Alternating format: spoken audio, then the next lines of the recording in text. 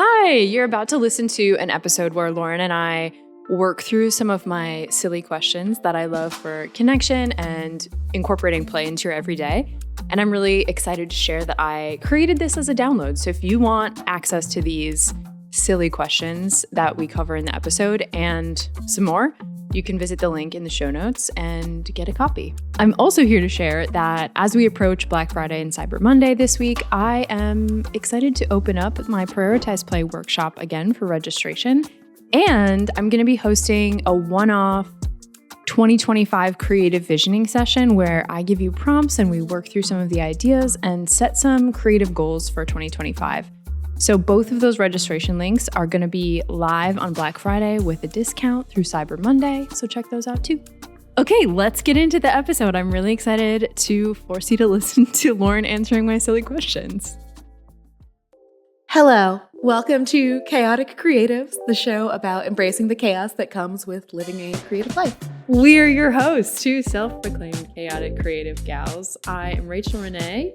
I'm your internet hype gal, an enthusiastic style gal, all around just really here to try to help you live a more creative and fulfilling life. All around good person. Thank you.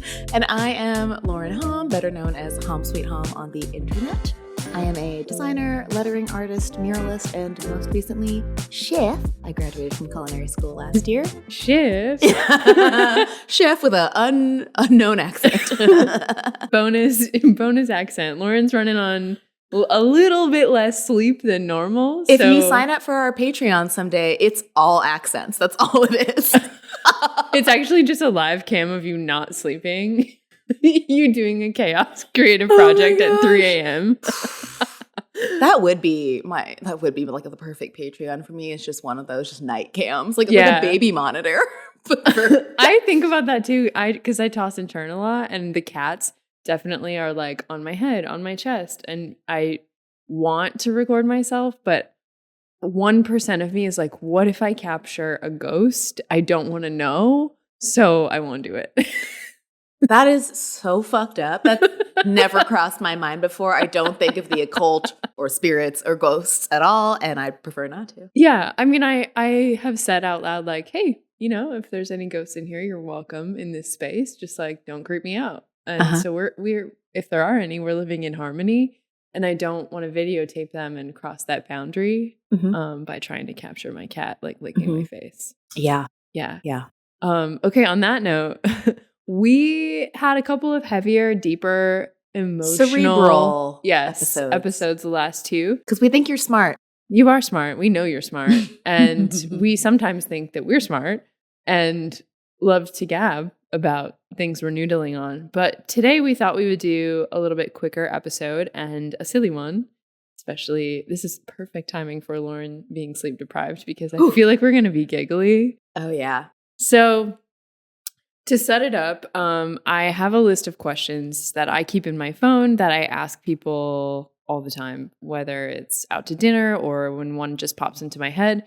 And it's one of the ways that I incorporate play into the everyday. Making magic out of the mundane is a term that I've been using lately. And I feel like in starting to ask these questions and now my friends getting used to me asking these questions, there are some really good insights that actually are coming out of them.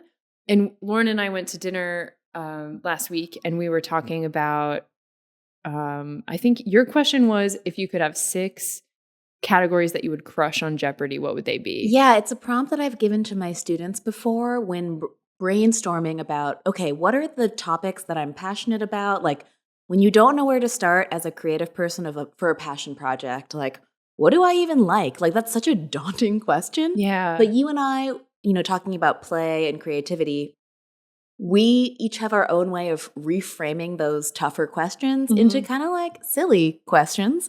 And so mine is, what are the 6 categories in Jeopardy that if they showed up on the screen and you were a contestant, you'd be like, hell yeah, like I'm going to win the million. Yeah. I got it. Yeah. And I saw one on the internet. I can't take credit for this and I'll find the original creator. We'll link to it. You sent me a screenshot. Yeah.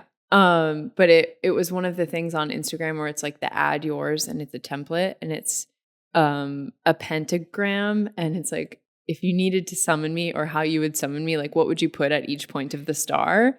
So, which is a similar question to the Jeopardy question. And I think us both realizing that we ask these questions, we thought it would be fun to do them on the podcast, some of them on the podcast today, but also helping you realize that, you know, on a date, in a job interview, or just like trying to think of what to draw. Like you have your what the fuck should I letter? Is that still live? Oh, it's still live. I'm still paying for the hosting. Amazing. Amazing. Notification every month. You know, it's if we can get silly and sort of release the inhibitions and feel the rain on our skin.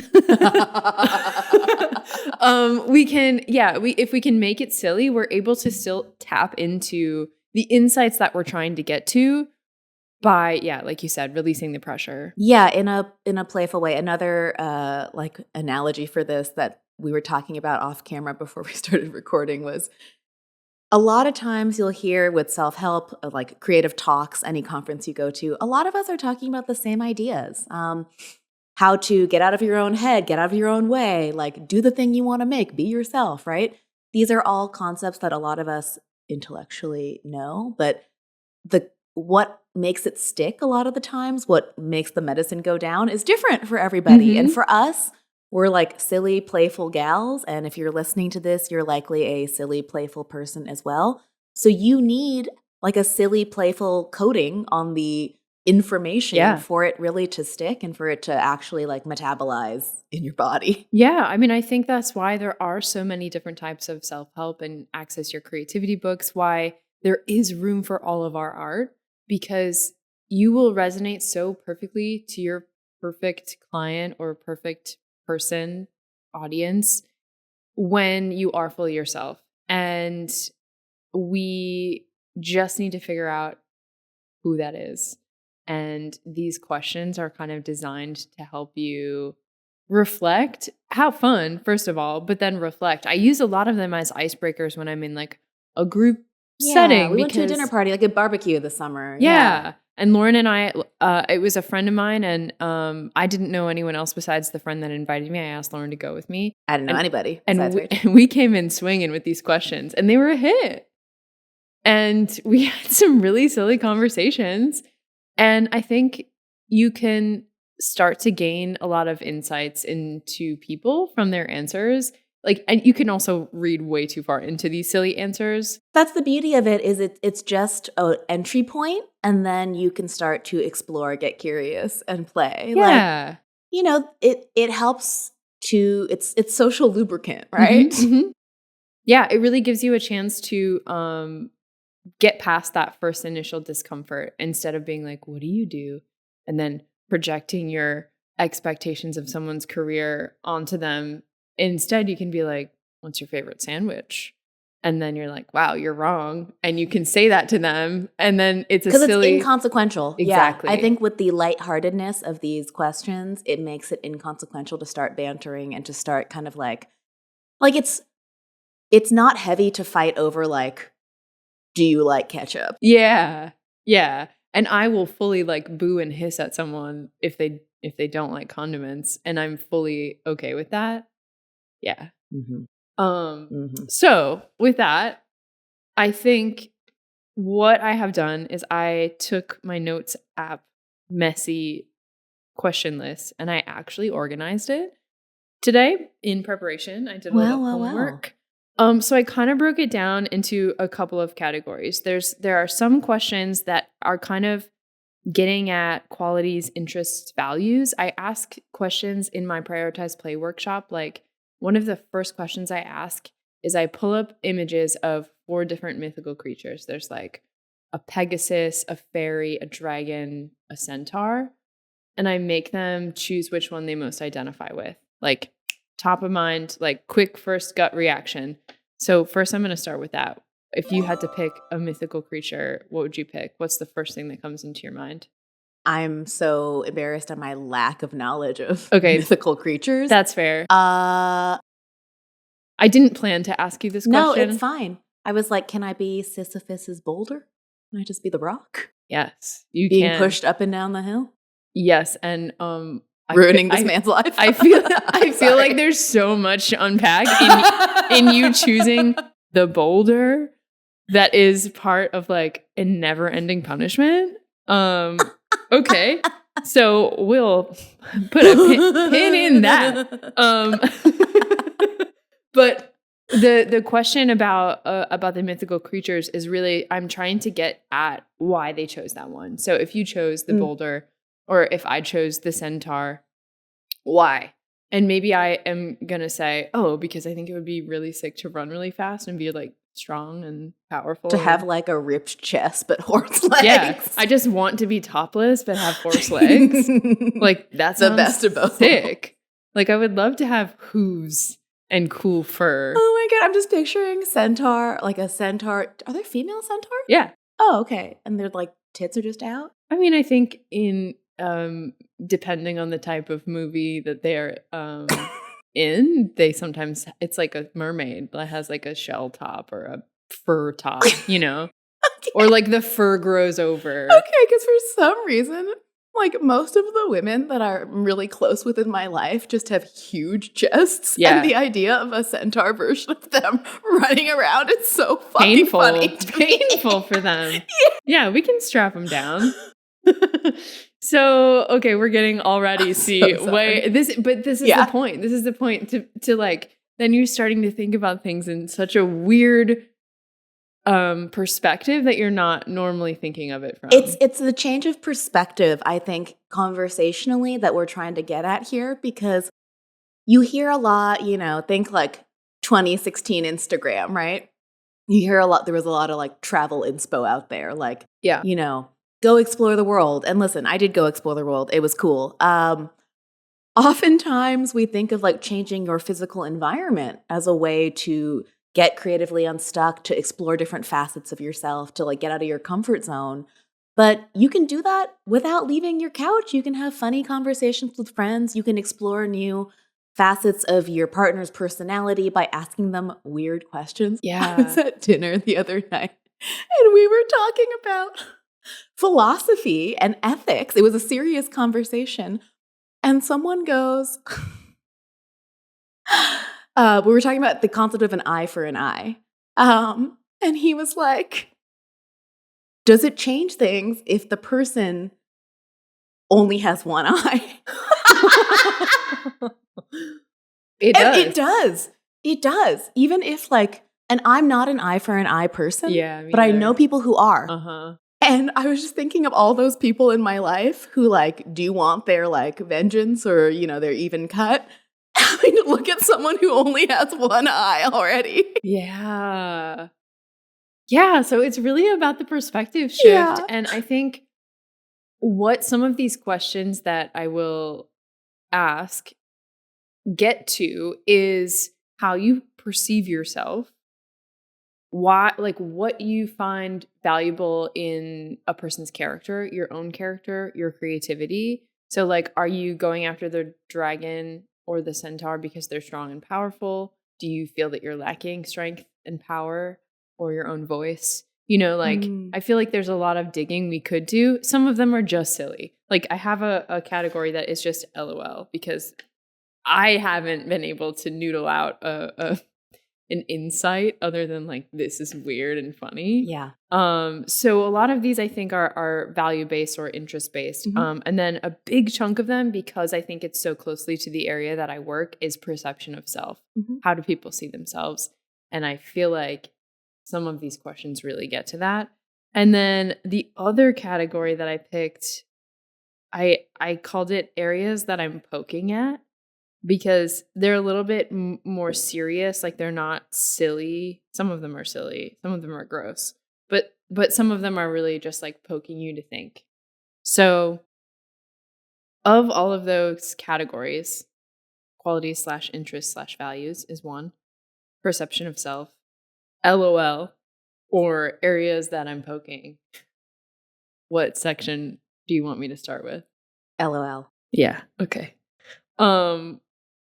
We talked about some of these. I added the question that you brought up on a different episode in season 1. Would you eat shit every day for $5,000 a year? $500,000. 500. Yes. Yes. No sorry. one would eat. Nobody's picking yes. Well, In this economy, $5,000? Absolutely not. no way. 500,000. So we will skip that one. Okay. Did I ask you? I know I asked you in person. I don't think I asked you on the podcast. That's a perception of self. Okay. Would you rather sweat mayo or have Cheeto dust fingers forever? I know I asked you this when we were painting my bedroom, but I don't think we brought it up on the podcast. Oh gosh. What I used to have a more knee-jerk reaction to this. Yeah, you're very calm. Oh, yeah. Maybe because I already asked you it. I'm pretty sure it's Cheeto dust fingers. Yeah, because you could just wear gloves. That is repulsive to me. I could never. I think it's like does the Cheeto dust build up in the glove? Maybe, but the like, or is it like a birthmark? I think I have a texture thing where it's like if I have something like on but me, mayonnaise out of your pores is not a texture thing. Nah, that's a commodity. Oh yeah. I mean, okay. You love to capitalize on things like the liquid fingers question. Yes, because that's the thing. I was just telling Kristle before this, we were talking about like video games and how, people got into Animal Crossing during lockdown and how the only thing I wanted to do in Animal Crossing, an open world game, the answer, was run around in a bath towel and fish. And the only because I can't fish in real life because I've been a vegetarian for like so long that I don't think I'm ever going to go fishing unless I change my mind. It doesn't appeal to me in real life, but in the game, it's inconsequential. And I can be like a sick fisherman in a bath towel. And I like the methodology of the fishing, like how you get the bigger fish. And there's the mercantile part where it's like, okay, fish are the most valuable things in the game. But what the fucked up thing was in Animal Crossing, I would just fish, sell my fish at the market, and collect money and not spend it. I had like $2 million in Animal Crossing. Wow. Okay, so that is a perfect example of just like what your brain is naturally doing. Because I did not have that approach at Animal Crossing. I was making my house cute. I was spending the money I had. I was changing my outfit every day. I was bored with fishing, but I did the challenges. You give me a list of to-do items, I'm doing them. I was there for the seasonal things. I was excited. Yeah. Oh, so you were like a member of the community. Yeah. Oh, I was nice to all my neighbors. Did you talk to all your neighbors? I talked to my neighbors. It made me really sad when people would be like mean to the characters to be funny. Do you have any of like the robot, like Alexa or Siri? I mean, on your phone, but I have an Alexa in my house and I always say thank you to it. That's good. Yeah. Yeah. And I feel like it doesn't matter if no one hears me or if the robot doesn't know. I, as a person with like my own personal values, am going to have a pleasant exchange, even if it's a robot. I think that's good practice for sure. And it's because video games can be escapist for some people, but they can also be like you living another version of your life. Like I think of Second Life is maybe an example of that. Sure. Animal Crossing's like cute Second Life. Yeah. Animal Crossing is you living out your fisherman dreams. Yes, but I was such a nut in Animal Crossing. I love that. But yeah, I think back to your original question, Cheeto dust on the fingers, even if it built up. I understand your answer though, based on what I know about you, because you could probably sell that as a weird fetish thing. But it's less about the selling it and more about like the thought of you're always so having sweaty. something. I am sweaty. I'm sweaty too, which is why I opt for the Cheeto. Yeah. Dust. I think the texture would. You sweat out of all your pores though. Yeah. I'm going to be shiny, lubed up. I guess we didn't ask the question. I've never asked the question because it's so repulsive to me any amount, but at what rate do you sweat as much mayo as you would sweat like a bead of sweat? Would that be a bead of mayo? I don't know. Because it's way more viscous. I didn't add those parameters in. Because it's like when we first joked about the like, would you eat shit every day for $500,000? You have to. The people who don't ask follow-up questions, like you're... The follow-up questions from your friends were really funny of like, well, how much? is it my own? Yeah. Like, is it someone else's? I didn't even think about that because my I've answer had was people no. ask, like, is it in powder form? Like, can I mix it in with something else? And that's creative thinking. Yeah. It shows you something. I feel like about I'm yourself. screaming into the microphone. It's because a it's lot so right now. funny. I'm so sorry. Sorry, Kristle. I'm gonna move it a little bit. Okay. All right. So you would choose Cheeto fingers. Yes. Do you want to stay in the LOL category? This is kind of like Jeopardy. You jump around. Okay. I trust you to drive. Okay, great. What's the most boring fact about you? The most boring. I like this question because I feel like, especially if you're meeting new people, it can be there can be a lot of pressure to like say your most, exciting thing about you, like, oh, I'm a designer. I just finished culinary school. And that can potentially put people at like I have to match that level of enthusiasm. And instead, or excitement or creativity or accomplishment or whatever. And instead, it's like, what's the most boring thing about you? And I feel like it also gives a little bit of insight into people's sort of like daily routines. Like my answer used to be, before I got out of this habit, is I floss every other day. That's impressive. That's like a very boring thing. Like no one cares. Right? But I think we can also come up with even more boring facts. It's like kind of hard to do, which is part of the fun. Do you have a gut reaction? Well, the first thing that popped into mind before you said your thing was I can clack my tongue really loud, but that's not that boring. It is kind of interesting. It's a special skill. Yeah. It's jarring. I will not do it in audio form. If you run into me at an event or conference in the next, I'm going to put a 12-month cap on this from the time you hear this. You have 12 months to encounter me in real life. I will clack my tongue for you. Incredible. And it will shock everybody in a 20-foot radius. That is, okay, so that is a great answer for the question of what's your party trick? I feel like that's a good party trick. To get kicked out. Yeah, well, mine is very similar because I can gleek, which is... It's the jizz version of what I can do. Yeah. For those of you that are unfamiliar with gleeking, it's where you like shoot saliva out of the gland underneath your tongue. And I do it right now. I have a great view. Can you just do it not at Kristle? I'll try to do it. It won't go to Kristle. I can't do it that far. Especially, it gets stronger the more I have sour candy or something. Okay. Oh my God. Did you see it? Yes. I used to do that as a little brat, and people would spit on me, and I'd be like, "But it's not spit; it's straight from the gland." Okay, so you can clack your tongue. We can come back to the boring. The boring thing is I'm 5'3.5". Amazing. That's the perfect answer. Okay, I have olive undertones. That's my foundation color. Okay. I recently learned that, actually. I've been using warm foundation, and I switched to olive, and it's... Excellent. Would you say that this was in your journey of experimenting with makeup, which may or may not have had... Yes. Unexpected results? Yes. Okay, I want to know your 5 items that would summon you. What if I were a witch and I was summoning you in a pentagram? Ooh. Okay. A colorful dress of sorts. Yeah. Track.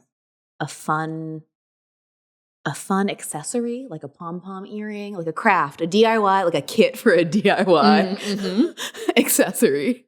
A really polymer clay, a really good DIY kit. Yeah, like jewelry making. Love that. A freshly baked, like crusty loaf of bread, perhaps. Nutritional yeast. Yeah, that's a good one. If you know, you know. Nutritional yeast is just like a seasoning that a lot of vegetarians and vegans use to add like a savory, cheesy flavor. It's great on popcorn, great in a tofu scramble. Great for omnivores too. It gives you your vitamin B12 and it's tasty as hell. Yeah. It's delicious. The last one. I was going to say a posting on Facebook Marketplace that is for a lot of art supplies that's free if you come get it right now. Says Lauren, who doesn't have a car. I've taken Ubers to go pick stuff up. Yeah, that's smart. Yeah. Yeah. Yeah, it's, all my ceramic supplies in here are from a lot of supplies that someone was like, hey, I just cleaned out a garage from a house I bought. Does anybody want these for $20? Mm-hmm. And I looked at the photo and I was like, that's $1,000 worth of ceramic supplies. Yeah. But hey, one person's trash. Yeah. Another person's treasure. Absolutely. Mm-hmm. You have a little wheel in here. I do. Was that in there? No. Oh, that was from something That was from eBay. All your tools. All your tools came from. The little tools are the ones that fucking add up. Yeah. Like a $5 little thing here. Yeah. Like $10 here. You're like, how did I spend $500? Yeah. Instead, you just paid for an Uber. Mm-hmm. Incredible. What are your 5 things? Those are great answers. I struggled with mine because I was thinking too much into it. I just gave you like a spitball answer. And that's what I want. The problem with me asking a lot of these questions is that I have time to think about my ansers. Ooh. So even if I took the list, you would know your answers. Yeah, because these That's all fine. came from my phone. But all good. I think for me, fantasy romance novels, number one. Mm-hmm. A collection of rocks and feathers, which feels very witchy, appropriate for a summoning. Nachos with liquid cheese. It's a nice way to sneak 2 things into one. Chips and cheese. Chips and cheese. Oh, yeah. Yeah, absolutely. Nachos as a meal. Yeah. Really. Oh, that sounds good. Yeah. Should we find nachos after this? Okay. Okay, romance novels, rocks and feathers, nachos. I think my cats. And then a collection of vintage quilts and afghans. Amazing. That sounds right up your alley. Yeah. Basically the things to make my home very cozy. Yeah. I'm trying to think. I do have a weird question I used to ask as an icebreaker at workshops.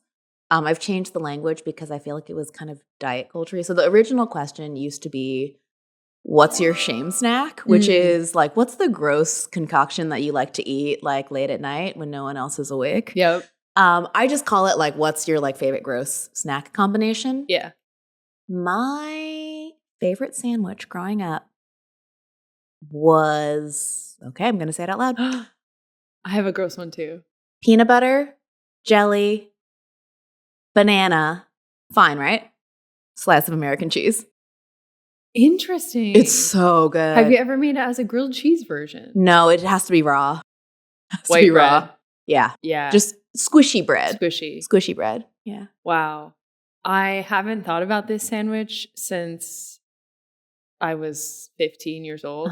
But I used to love classic white bread. Really thick layer of butter. Yep. Bologna.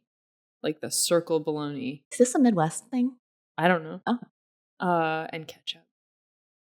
Mm. The combination of like the salty butter, tangy, sweet, and the weird texture of like Oscar Mayer round bologna. Great. All right, I'm going to tell you the other. This is actually the true shame snack. The sandwich is cute. It just, I haven't thought about this or asked this question in a long time. Oh man, this is going to turn into, if I ever get like famous, this is going to ruin me. Oh, this is going to be it? Yeah, because it's a shame snack. Oh. Okay. We were a Sam's Club, Costco family. My mom used to buy the 12-pack of those really good croissants. I can't remember if it was Sam's Club or Costco. I would get one of those croissants. The only person who knows this is Tom, by the way, who's definitely not listening.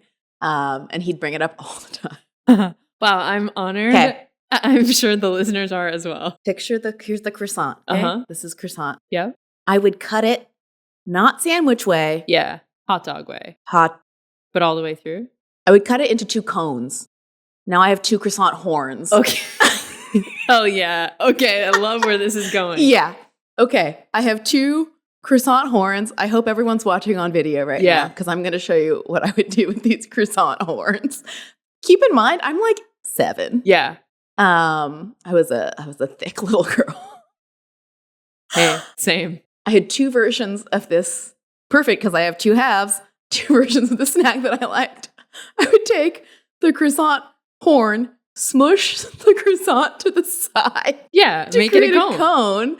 and fill one with mayonnaise.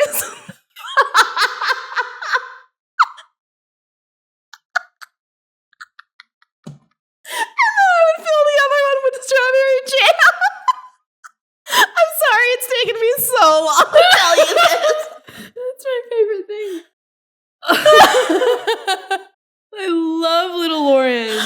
Oh my God. I'm going to go eat that snack. That sounds... Could you imagine walking into the kitchen, seeing your child making this horrific snack? The mayo really throws me off, but I'm not opposed to it. Yeah, I mean, okay, until you try it for yourself, like you all have to. You can be realistic with the proportions of like, it's not like a cup of mayo. I mean, I love mayo. I do too. It's just a really indulgent snack. Oh, that's yeah. She was a culinary genius from age 7. Yeah, that's when I knew. That's when I discovered my passion for bread and sauce. Should I go on Shark Tank and try to pitch that as a consumer packaged good? I would love to try if you decide you want to make croissants and then make them into cones and then fill them with different dips. I always thought that a croissant like ice cream cone would be good. Yeah. I don't know how like structurally sound it would be because like a puff-ish pastry isn't always the best for like a wet filling. Sure. But for mayo was great because it's so viscous. That is incredible. That is my favorite new fact about you. You're welcome. Wow. You're welcome, all couple hundred of our listeners. Oh, incredible. Whew. Okay. This is definitely going to get clipped and put on Instagram as well. I have a feeling. Yeah. I have a feeling that. Yeah, it's on the internet now. There's no going back. Oh man, what if this is what makes me famous? This disgusting snack, childhood snack. We have talked about mayo a lot in this episode. That is true, though. Okay, I will say on a serious note, sharing these things about ourselves. I'm not going to name names. I'm not even going to say the story. There are a handful of people in my life, I will tell you afterwards, who have shared similar childhood, like, food stories where you're like, you little psycho. And it makes me feel closer with them. Yeah. Because we're speaking honestly about being weird. Like, anyone who's doing anything creative as an adult was probably a fucking weird little kid. Yeah, we're all freaks. And it's like societal programming and conditioning that like teaches us to rein that in and like calm it down to be socially accepted. And I feel like only now as an adult am I like peeling back those onion layers, the croissant layers to get to the mayo to let it out. And yeah, I just feel like when we can share our freak little weird selves, because those things came from our brains without, you're just like, I like mayo and I like croissants and look at this fun little thing I can do. I'm playing with my food. You walk into the kitchen and you're like, what can I make myself as a kid who doesn't know how to cook? Yeah. Like, I can use a spoon. I can cut a croissant in half. I loved all cheese and dairy products. I still do. Mm-hmm. Midwest, Mm-hmm. One of my favorite treats, I think, to answer the shame snack question is Cheeto Puffs. Yum. And sour cream. Yeah. Yeah, I know. You would think that you would want a more flavored dip, but they're so salty. The tanginess of the Cheeto and the dust with just like the sour cream flavor with no added like dill or vinegar or anything is really good. Yeah. I remember actually years ago, this had to be at least 7 years ago, I posted a little lettering piece I did of the title of my, like that sandwich, not the croissant. This is next level. It's taken me 7 years to be comfortable telling people about the croissant. Honored that you're doing but my PBJC. Yeah. PBBJC.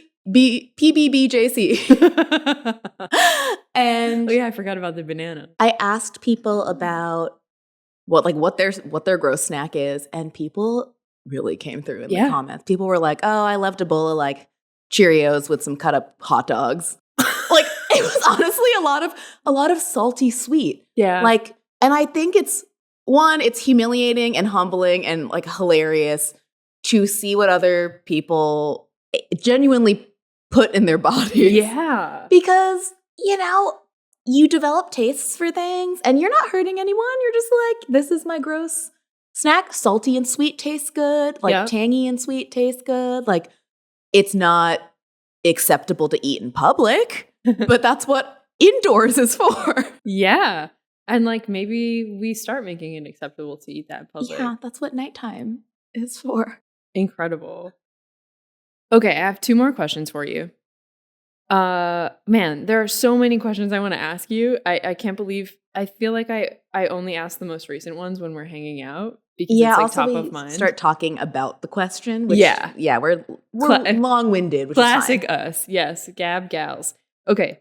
What would your role be in like a post-apocalyptic zombie society? Like you have survived and you're part of a community that is surviving. What's your role? What are you doing? I think I would run the garden and kitchen. Like I would be in charge of feeding the group. Yeah. Absolutely tracks. Like my eldest sibling, just like energy would come through so hard. Yeah. I struggle with this question because I don't feel like I have what it takes to be like a disciplinarian. I have leadership skills. Like I feel like I have problem solving abilities and like I can get people together and like facilitate conversations because I do a lot of that in my day job. But I don't have what it takes to be like, oh, someone was stealing all of the food. And no one to take their eye. Yeah. Their only eye. And it's like, we have to have some sort of like rules.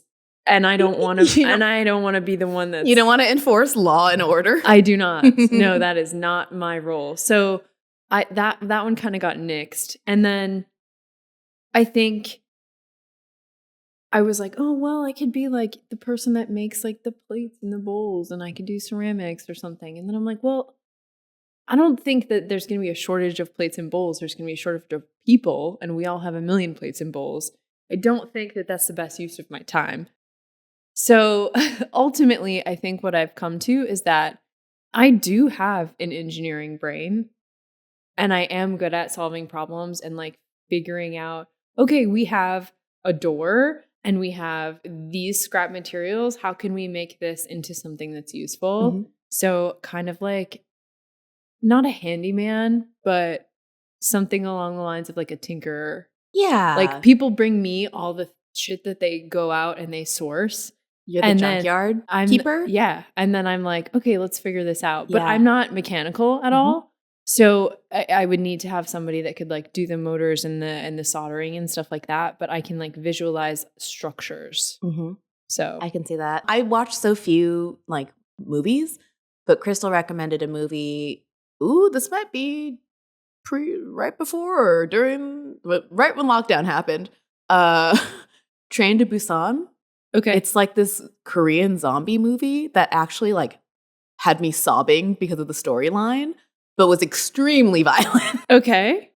But there are scenes where people make the decision, right? In any zombie movie of like to be taken or not. Mm-hmm. To be with like to sacrifice themselves. Yeah, to either sacrifice themselves or to be like, fuck this, like I'm done. Yeah. Take me out.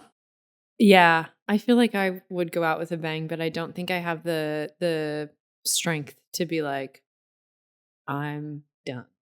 If you die, but not from a zombie bite, can a zombie bite your corpse and then you become a zombie? I don't think so. Okay, this is a great segue into, I wasn't going to ask this question, but now I will because we're talking about this kind of stuff and I love this kind of stuff. In my opinion, as not a zombie expert, but someone who likes fantasy and, sci-fi type stuff, I am under the impression that a zombie has to infect your active cells. So if you're dead, there's no blood pumping. There's nothing for it to infect and like bring you back to life. Okay. But I feel like there's plenty of arguments in other directions. So I think they're going after living subjects, and that's who turns. Okay. Thank you. Yeah. That's my very uneducated opinion. I'm more educated on the fact that I just said I'm more educated, and now I'm going to admit where I'm educated from. my vast collection of fantasy romance novels talks a lot about mythical creatures. Like werewolves? Werewolves, vampires, valkyrie, succubi, incubi. Succubus are the female. After you incubus. said vampires, I didn't understand a single thing you said. There's a lot. There's a lot of different like mythical creatures. And what's cool is like, obviously this author that I read a lot of cares about sort of the traits of these different, we know werewolves turn once a month or whatever, but there are all kinds of stories, and it's cool that she sort of synthesizes it into like, okay, you're learning about this mythical creature, you're reading a love story, there's strong female characters that are like badass fighters. And so this is where my knowledge of immortals comes from. So my question is, if we turned into immortals today, do you think our tattoos would fade? You have asked me this before, and I don't remember my answer. And I feel like you maybe are not the target audience because you are less familiar with like the lore. Oh. Yeah. I kind of assume that you're, as a non-lore, but I think Lauren, it's good.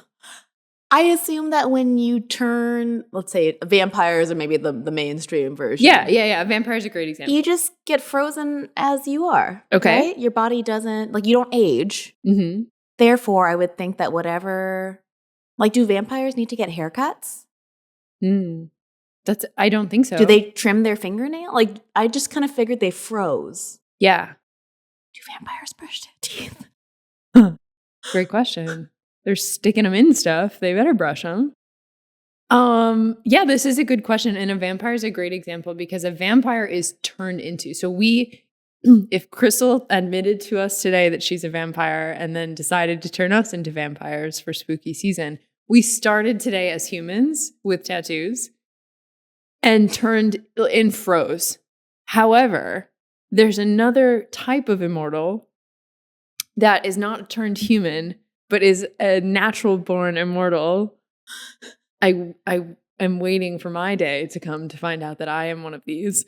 But so let's say, let's use werewolf as an example. Like, yes, they can turn people, but they can also, in these books, in this lore that I'm familiar with, have their own children, and they grow up as werewolf babies. Your face is just like, there's a lot of information to process. So in the books, when the immortal person reaches their like peak physical peak physical time in their lives, they freeze into immortality. So like for men, it's like 30. Like he's aging normally and looks like a human until he's 30, and then he looks like that forever. But in one of the books, this girl wants to cut her hair. She's like a tomboy. She plays soccer. She doesn't want to have long hair. But when she freezes into her immortality, every morning it grows back because her type of immortal creature is a succubus, and they receive their energy from like fucking. And in order to be alluring to attract a mate, to be able to get sustenance, she needs long hair, according to fate. And so I'm like, okay, well, if whoever decides what the most attractive version of us is, would the tattoos fade? So that's where this question comes from. And the vampire answer is more common, but also eventually if they fade and die, like our skin cells are, however long it takes, like 7 years or something to like slough off an entire layer of skin. And if you're living forever. Oh, that's a good point. Like scientifically, yeah. Yeah. Okay, that feels like way too much of me getting into the details of fantasy books, fantasy romance. Anyway, we'll link the Immortals After Dark series is what I read and am referring to. We'll link that in the show notes. But thank you for humoring me. Of course. Listen, I love seeing people geek out about the things that they geek out about, even if it's not my thing. Yeah. Like, it's always nice to see the things that light other people up because there's so many things that could be your thing. If you're feeling uninspired, there's so many things you could get into if you just let yourself get into them. Like, yeah. If you release the shame that you feel because like, oh, I shouldn't like that. Because ultimately, the more that you can be yourself, the more you can also find your community, the more that you... Sorry, I'm thinking about my community of croissant cone lovers. Oh, I thought you were thinking about my community of like horny gals reading books about vampires, which, I mean... There's a lot of you. A lot of us. Yeah. A lot of us. Especially lately, I feel like Book Talk brought a bunch of the it's called romantasy now. Like that's a whole genre. Which is great. And also, as you were saying that, like allowing yourself to be silly and explore these things, it reminded me of course, I asked these questions in my workshop, and one of the gals followed up, and she said she asked the liquid fingers question, to a guy that she went on a date with. And I thought that this was really fascinating because also how people respond when you bring up these silly questions. If they're like, hell yeah, this is silly, and they're into it, like I am like, oh, you're my people. You're ready to like get weird and talk about what you would look like as a gargoyle. Like I sprung that question on someone the other day, and they, without a hesitation, they were like, okay, this is what I would look like. And I'm like, you are my people. And on the other hand, there are people that are like, what? Why do you want to know that? And it's like, why not know that? It's something for us to talk about. And the liquid fingers question, just a recap, I think we've talked about it in a previous episode, but it's a question that I have asked that's on the internet that's like, if you could have 5 liquids come out of your fingers, what would you pick and why? And I asked that question to my group, and then she said she asked someone that question on a date, and his first answer was cobra venom. And I literally said to her, I was like, don't go on another date with that man. Because his first instinct was using liquid that could harm people. Why do you think you need that? Like, that doesn't align with my values. Yeah, that's like saying GHB. Yeah, exactly. So it's a silly thing, but it actually could bring out some really interesting insights. Whether it's someone like yucking your yum because you want to talk about if we were immortal tomorrow, would we lose our tattoos? Or if it's someone answering a really weird question, like, why do you need a weapon as your first answer?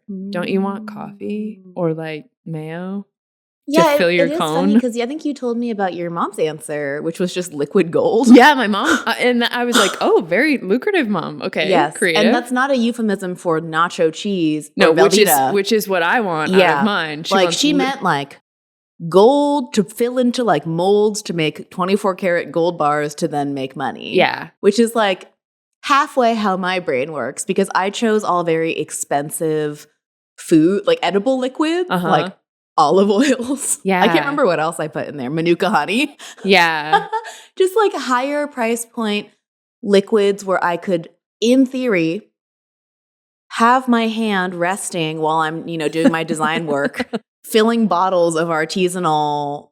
You've got like a really fancy milking equipment. Yeah, I'm milking myself. I'm pumping while I'm working. Yeah.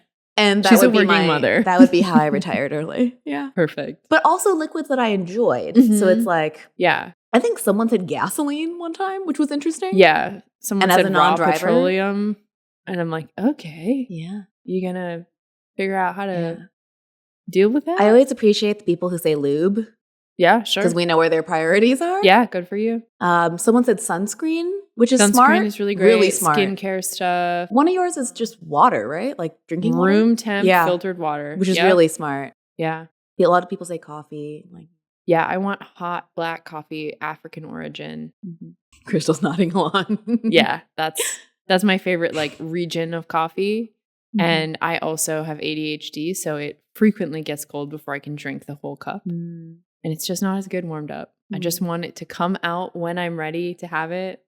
Like, am I sucking on my finger, filling a cup? We don't know. That's for me and my personal time at home. Incredible.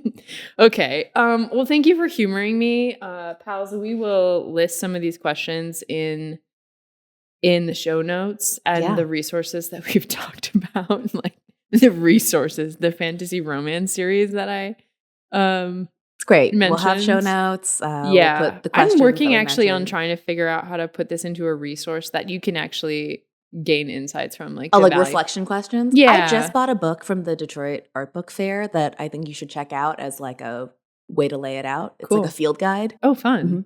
Fun. I wanted to go to that. I don't think I was in town. Okay. Well, hope you enjoyed this very silly. I hope it made you feel closer to us or repulsed by us, which is great. Also great. Which is so good. Either way, you have more information and you can decide if you are still a listener or maybe you're like, that was the last straw.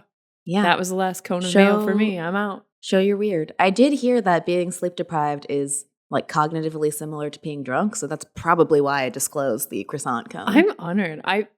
I don't remember the last time I cackled so much that I didn't make a sound. I always appreciate when I make you laugh so hard that you cry because you know me so well that there's not a lot I can say that's going to get that reaction from me. And I never try to get that reaction from you. I think you do it pretty frequently. You've got a lot of surprises left.